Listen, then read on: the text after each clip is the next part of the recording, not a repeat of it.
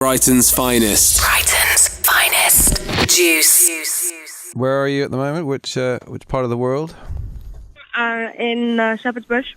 Right. I'm doing some last minute purchases before I go on tour tomorrow. Ah, it's tomorrow, is it? Good. Mm-hmm. So, what purchases could they be, if I dare ask? Essentials, toothbrushes, lots of hair conditioner, false eyelashes, boring stuff. Yeah. How long are you going to be away for? 3 weeks. Okay.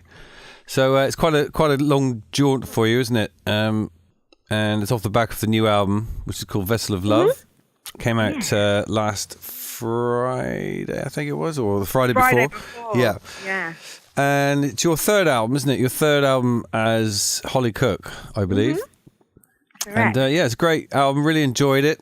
Really enjoyed it, actually. Thanks so much. And I'm familiar with some of your work. Obviously, you did your previous. You did your first album. I don't know if you did your second album. You did your first album with Prince Fatty. Yeah, I did both of them. Both of them. Brighton's Finest. Yeah. Darren, and did you record them in Brighton, actually, those two? Yeah, I did. Yeah, at the Metalworks studio, wasn't it? Yeah, cool. This one has been produced by Youth, hasn't it? Youth, of course, famous producer, also the bass player with Killing Joke. How was it working with him? Yeah, it was really, really fun. It's interesting, learning how to work with a new person. I've been very used to working with the same person. But yeah, it was really cool and chilled out. And he kind of let me do the thing.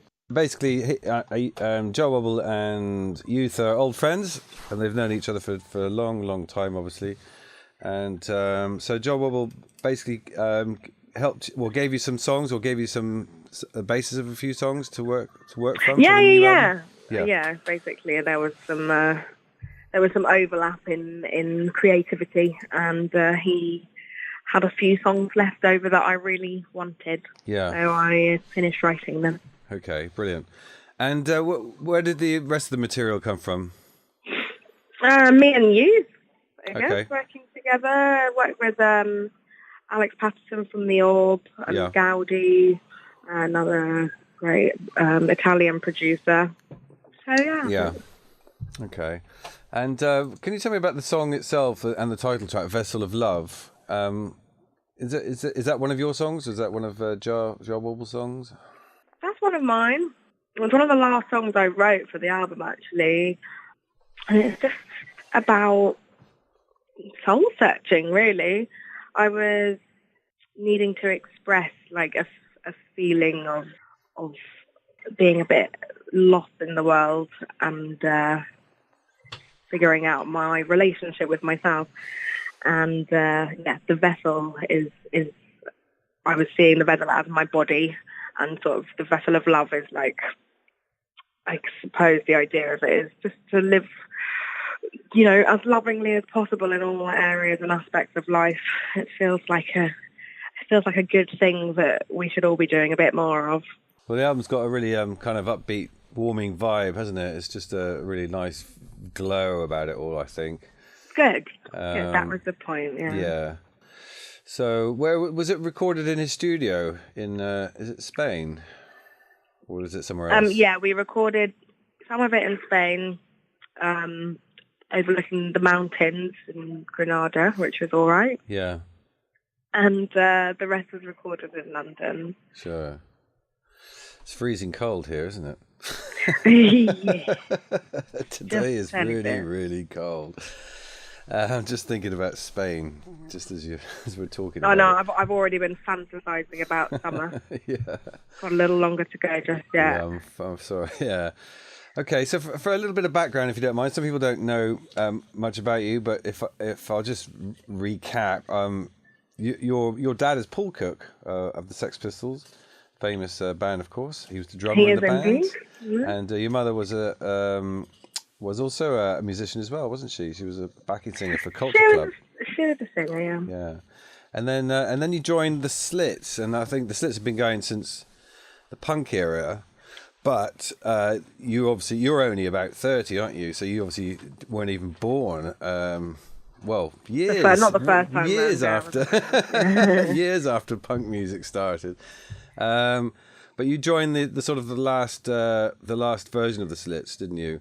Yeah. And that was the first time you'd really kind of stepped on stage and been part of a band. Been a band and stuff. Yeah, exactly. That was like my rock school. Sure. And they were kind of like a punk reggae amalgamation, weren't they? They did a bit of both. Absolutely. Was that a real baptism of fire? Was that where you learned a lot about making music and being on stage? And yeah, massively, 100%. It's kind of been the blueprint for my approach for everything else that I've done afterwards, and kind of gave me a lot of the strength and confidence that I needed to pursue a solo project, really. So that was a very special time. What was it about reggae that attracted you in the first place? You can't really necessarily explain why you choose a certain music or if a certain music chooses you. Yeah. It just feels right. It just felt you just got to go with what feels good in life. Sure.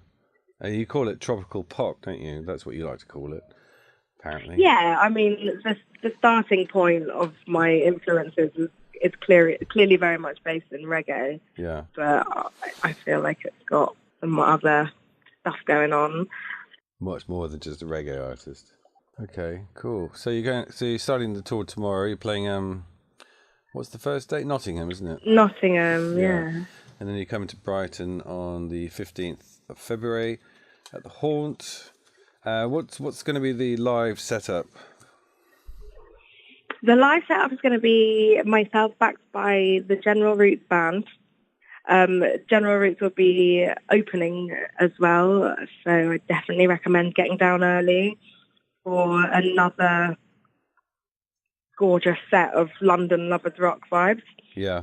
And then, it's just a bunch of friends playing music they enjoy, having a good time.